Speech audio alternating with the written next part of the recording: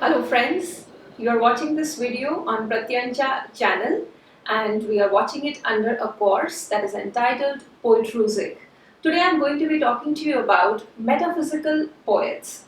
The moment I say metaphysics, we start to think of a branch of science that deals with the fundamental questions of existence, and it deals with concepts such as being, reality, and what it is actually to exist on this planet or in this cosmos. But as the concept and its meanings are explored, we realize that certain metaphysical theories do get into a realm where they somehow employ such language or such ways of communicating that they feel divorced from reality. I guess this was something which Samuel Johnson had in his mind when he labeled a certain kind of set of poets metaphysical. So, when you say metaphysical in poetry, it really doesn't mean something which talks about the laws of the universe or the exploration of the laws of the universe or of the nature of existence, but that which is so abstract or that which is so removed from reality that it's hardly believable. It's an interesting, therefore, connotation, and one wonders what came to his mind, and he labeled the 17th century poets such as John Donne and Andrew Marvell as metaphysical poets. Now, coming to Andrew Marvell, he lived in a time 1621 to 1678, and he's one of the very famous metaphysical poets. And why Samuel Johnson uses this term, like I said, is that to denote the abstraction, the degree to which these people took their metaphors.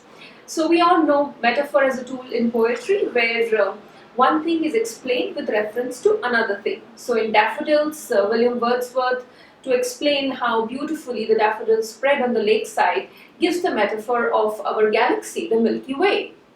But what happens in metaphysical poetry is that the metaphor is taken to another extreme level of comparison, and that is denoted by the word called conceit.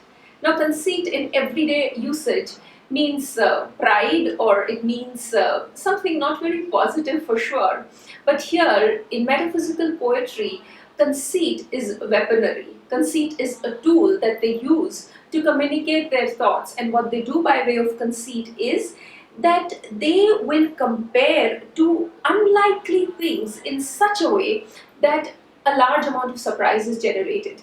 You are really bewildered as to why is this thing being compared to this particular thing. For example, John Donne compares lovers' souls to a compass.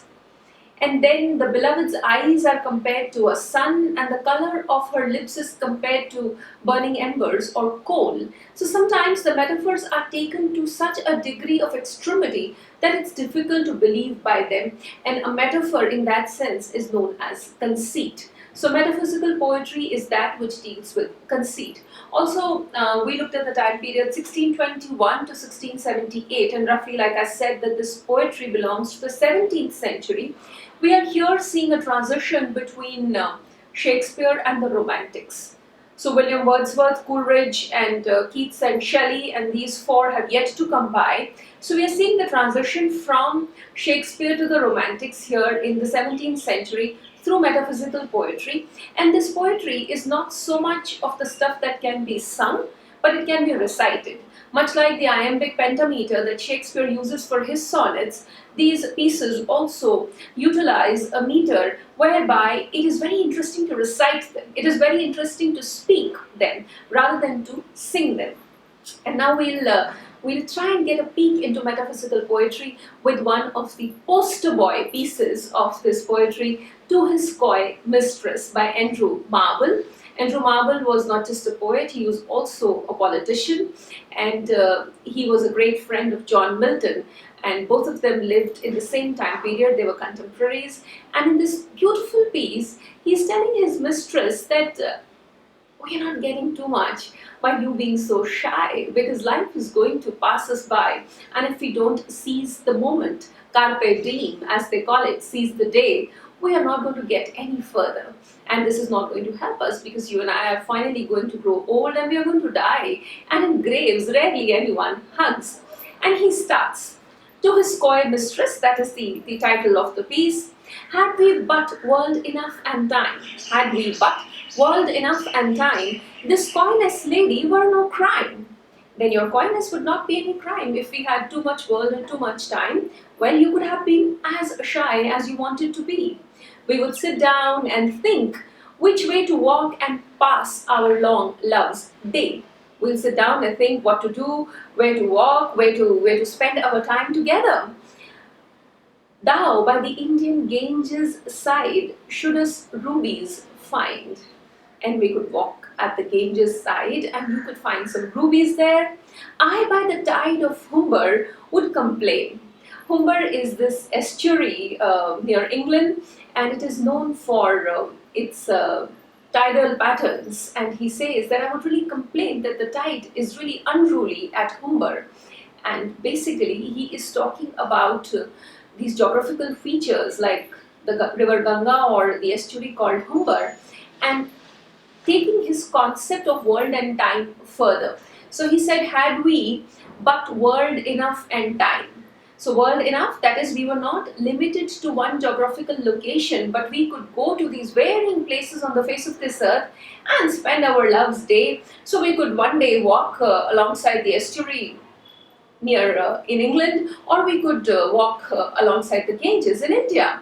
And then he goes on to explore his concept of time, and he says, I would love you 10 years before the flood, and you should, if you please, refuse till the conversion of the Jews.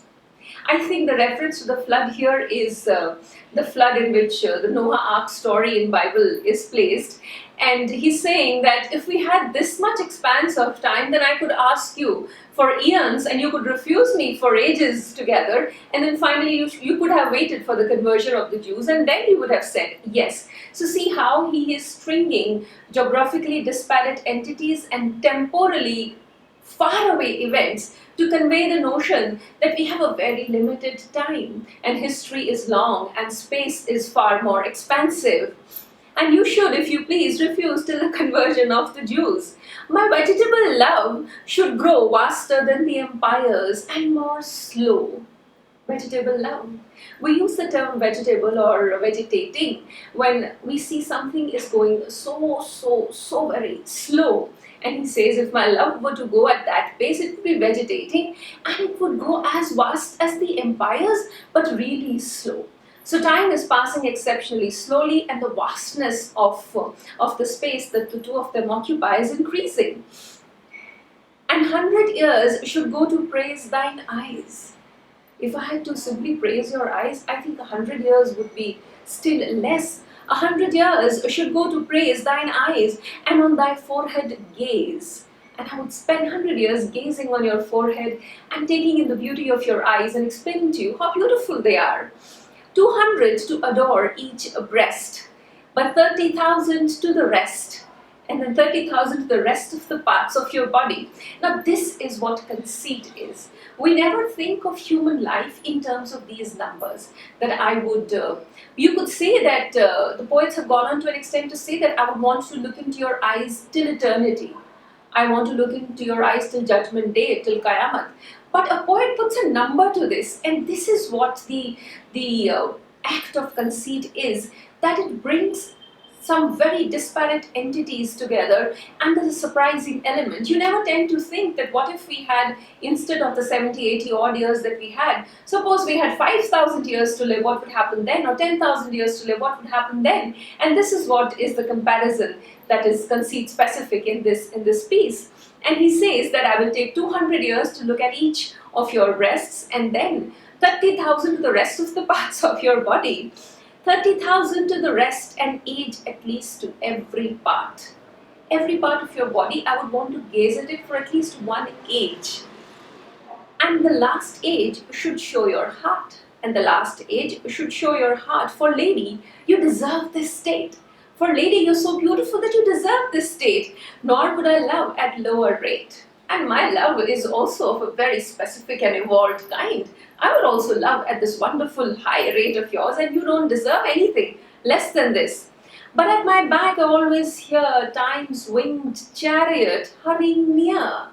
At my back I always hear time's winged chariot hurrying near.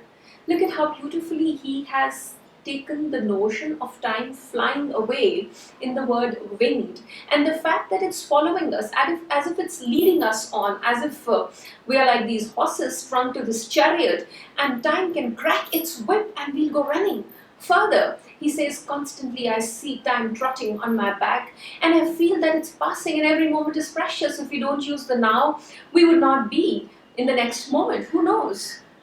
But at my back I always hear time's winged chariot hurrying near, and yonder all before us lie deserts of vast eternity. And before us, what lie are deserts of vast eternity. Why does he use the word desert here? Your life is till the time you live. What happens beyond doesn't really matter. What happened before may be understood, learned, comprehended as recorded history, but you had nothing to do with it. It's a desert of eternity that lies before and after your life. Thy beauty shall be no more found. Once this life ends, I will not find your beauty again. Thy beauty shall no more be found, nor in the marble vault shall sound my echoing song. Finally, if we die and we are entombed in a marble vault, then you will not hear my wonderful song that I sing for you. Then worms shall try that long preserved virginity. And if you die a virgin, then only the worms in the tomb would have the best of it, and your quaint honor turn to dust. Right now, you're preserving your honor. Right now, you're holding yourself back. But if this time were to go away, well, your honor would turn to dust. And into ashes all my lust. And into ashes all my lust. My lust would be reduced to ashes. Your honor would be reduced to the dust if we don't seize the day, seize the moment right now. So let's carpe diem. The grave's a fine and private place. The grave's a fine and private place, but none, I think, to dare embrace. It's a wonderful, cool, nice, private place, the grave. Nobody disturbs you there. But he says, I doubt if people fall into an embrace there. That is not the place that you would use for lovemaking. Now therefore, while the youthful hue still on thy skin like morning dew. So now, therefore, while the youthful hue still on thy skin like morning dew. You have this wonderful youthful hue about you. And this color, this spirit is going to remain on you. And it is as transitory as the morning dew. Like the morning dew disappears the moment the sun sharpens its rays. Similarly, if we were to spend more time, this youthful hue is going to go away from your body, from your face, from your skin. And now, therefore, while the youthful hue sits on thy skin like morning dew, and while thy willing soul transpires at every pore with instant fires. Your willing soul, inside of you, you're willing to give yourself to me. And it seems that this fire which is burning inside of you is waiting to burst forth through every pore of your skin. And I can see that. And while thy willing soul transpires at every pore with instant fires, now let us spot us while we may. Let us spot us while we may. Till the time we have this opportunity, let us play together. Let us be with each other. And look at the beautiful usage of the term spot here. Now, it is almost like saying that we should play, but it's almost like saying we should venture out. Now let us spot us while we may. And now, like amorous birds of prey, rather at once our time devour. Again, the usage of conceit. Usually, when two people are in love, you think of doves and not birds of prey. But here he says that we have this ravenous appetite for each other at the moment, and we should use this moment and consume each other, devour each other, eat each other up. Rather at once our time devour, and we should devour this time, this moment as well, than languish in his slow chapped power. We should not languish. We should not let this time pass by, and the way it is slowly passing, we should not give in to that slow pace and do nothing and languish in it, be languid about it. No, we must with ravenous appetites devour each other and time. Let us roll all our strength and all our sweetness up into one ball. Let us roll all our strength and all our sweetness up into one ball, and tear our pleasures with the rough strife, and tear our pleasures with the rough strife through the iron gates of life. It's almost as if you're throwing a ball at the gate of life. And again, the notion of the ball comes from the fact that both would be in a tight embrace, rolling over each other. One would be above one moment, the other would be above the next moment. And it's like a ball that is rolled up into passion and into fury. And they say that we are going to go and attack the gates of life now. So basically, you're telling life that here we come, and time may pass us by, but we exactly know how to devour this time. Let us roll all our strength and all our sweetness up into one ball and tear our pleasures with rough strife through the iron gates of life. Thus, though we cannot make our sun stand still, yet we will make him run. We cannot make sun stand still. Basically, we cannot stop the foot of time, but we can make sun run. Oh God, these two lovers are going at a pace that I have to catch up with them. So we can make use of time in such a way that time needs to catch up with us. We don't need to wait for it, or we don't need to languish in it. So this is To His Coy Mistress by Andrew Marvell, and we discussed metaphysical poetry today at Poetrusic. If you want to watch more videos like this, please subscribe to my channel Pratyancha. If you want me to be discussing another piece of poetry here, do write to me at pratyancha@gmail.com or leave a comment below in the comment box. You can also look up my website www.pratyancha.in. Thank you for watching this video. Had we but world enough and time, this coyness lady were no crime. Thank you.